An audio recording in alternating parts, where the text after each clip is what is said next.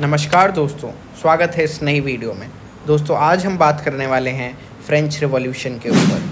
French revolution दोस्तों एक social and political upheaval है जिसकी शुरुआत फ्रांस में 1788 में हुई थी। दोस्तों ये रिवॉल्यूशन इंस्पायर्ड था लिबरल और रेडिकल आइडियाज़ से, जो ओवरथ्रो करना चाहते थे मोनार्की को और इस्टेब्लिश करना चाहते थे एक डेमोक्रेटिक सोसाइटी। दोस्तों ये है फ्रांस का क्लास स्ट्रक्चर, जिसमें 3 स्टेट्स आते थे: clergy, nobles and the third state. Clergy first state था, नोबल सेकंड स्टेट और लास्ट था थर्ड स्टेट। फर्स्ट स्टेट में दोस्तों वो लोग लाई करते थे जिनका कहीं ना कहीं या किसी भी तरीके से एसोसिएट था किससे, चर्च से। जो लोग चर्च से किसी भी तरीके से एसोसिएट थे वो आते थे फर्स्ट स्टेट में। सेकंड स्टेट दोस्तों थी, उसमें नोबल्स आते थे, यानी वो लोग जो नोबल क्लास थे, जो रिच थे और साथ ही साथ किसी न किसी तरीके से किंग से एसोसिएट थे, यानी वो सारे लोग जो रॉयल फैमिली से कहीं ना कहीं ताल्लुक़ रखते थे। ये है दोस्तों टैक्सेशन सिस्टम ऑफ फ्रांस, जिसमें फर्स्ट 2 स्टेट्स को टैक्स नहीं देना होता था।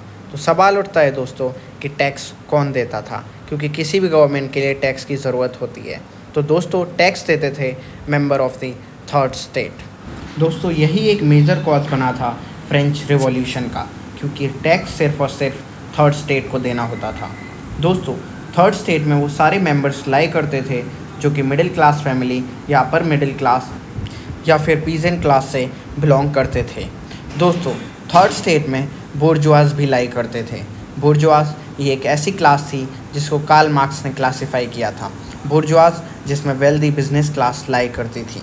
दोस्तों जो सेकंड स्टेट थी उसकी पॉपुलेशन अराउंड 1% ही थी, और थर्ड स्टेट बावजूद इसके कि 96% थे, उसके बाद भी उनको टैक्स देना होता था और कोई भी राइट और प्रिविलेज उनके पास नहीं थे।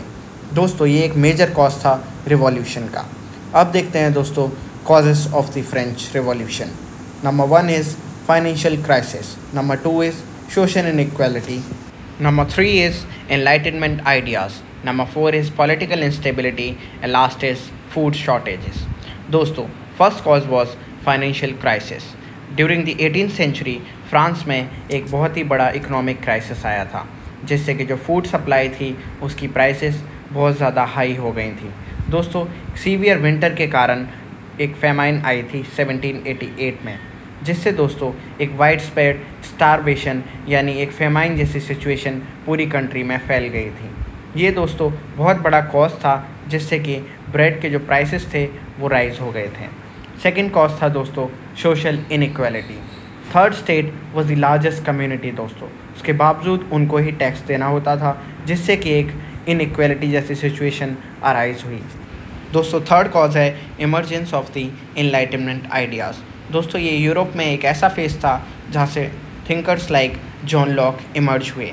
दोस्तों यहाँ पे बात होती थी राइट, लिबर्टी, इक्वलिटी और डेमोक्रेसी की, जिससे कि लोग काफ़ी ज़्यादा जागरूक हुए और ये एक बाद में चल के मेजर कॉज बना फ्रेंच रिवॉल्यूशन का। दोस्तों यहाँ पे पॉलिटिकल इंस्टेबिलिटी भी बहुत ज़्यादा थी, क्योंकि जो किंग लुइस 16 थे उनको उतना क्वालिफाइड नहीं माना जाता है कि वो एक गवर्नमेंट को रन कर पाते स्मूथली। दोस्तों जो किंग थे वो फेवर करते थे 2 स्टेट्स को ही। एंड एट लास्ट एक जो सबसे मेजर कॉज था वो था the cause of food shortage. Prices bread के बहुत ज़्यादा हाई हो चुके थे, इससे लोगों की लाइफ और ज़्यादा परेशानी में गुजर रही थी। दोस्तों अब देखते हैं की events of the revolution. First और मेजर की इवेंट देखने को मिला जब लुइस 16 ने मीटिंग कॉल की और थर्ड स्टेट ने उसका बॉयकॉट कर दिया और अपनी खुद की नेशनल असेंबली फॉर्म की। दोस्तों ऐसा ही एक सेकेंड इवेंट हमें देखने को मिला टेनिस कोर्ट ओथ में, जहाँ पे नेशनल असेंबली ने अपनी ओथ ली जून 1789 में to form a new constitution. दोस्तों ये था second major cause. Third event था दोस्तों storming of the Bastille on July 14, 1789। एक पूरी मॉब का स्टॉर्म बसाइल फोर्ट को इन्वेड कर देता है और ये एक बहुत ही मेजर सिंबल बना रिवॉल्यूशन का। थर्ड इवेंट था दोस्तों रेन ऑफ टेरर। ये एक पीरियड था जो कि 1793 से 1794 में कॉल आउट किया गया। ये एक बहुत ही वॉयलेंट पीरियड था जिसमें जैकोबियन क्लब ने कंट्रोल सीज कर लिया था नेशनल कन्वेंशन का। नेक्स्ट और मेजर की इवेंट था दोस्तों राइज ऑफ नेपोलियन इन 1799। दोस्तों नेपोलियन ने कूप किया और उसके बाद अपनी खुद की गवर्नमेंट फॉर्म की इन दी नवंबर 1799। यहीं से दोस्तों शुरुआत हुई नेपोलियन लेगेसी की। दोस्तों अब देखते हैं impact and legacy of French revolution. दोस्तों यहाँ से पॉलिटिकल एंड सोशल चेंजेस पूरे फ्रांस और यूरोप में बिगेन हो गए, जहाँ पे सारे लोग डिमांड करने लगे अपने लिए एक डेमोक्रेसी और ह्यूमन राइट्स की।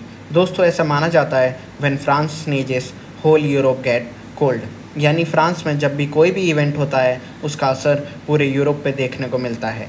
यही कारण था दोस्तों कि यूरोप में बहुत सारे फ्यूचर रिवॉल्यूशन देखने को मिले। अब दोस्तों देखते हैं summary of the French revolution.